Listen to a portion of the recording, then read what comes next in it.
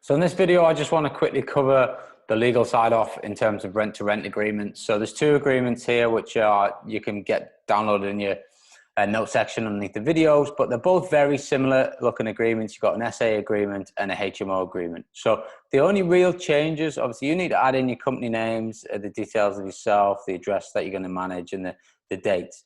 The only real difference that we have between the two contracts is that one of them talks about tenants and one of them talks about guests, and it's slightly different. So the rent to SA one has a 3-month notice period, because obviously it's easier to cancel bookings than it is to, obviously we've got 6 months for tenants, because it's harder to get tenants out of their contract. So make sure that you're on their insurance. Now, these are the only agreements that you need to use. You do not use an AST for rent-to-rent agreements. That is null and void.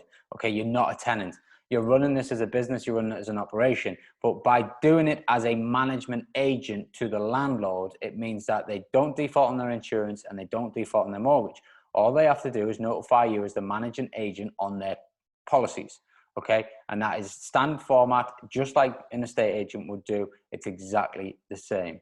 So all you need to do is go through the contracts, change the bits where it's either underlined or in brackets, and then make sure that you obviously get the bank details to pay the landlord, pop in how much rent you're going to be paying them, and then you both sign the contract. And that is it. That keeps you safe and sound on both rent to SA and rent to rent agreements.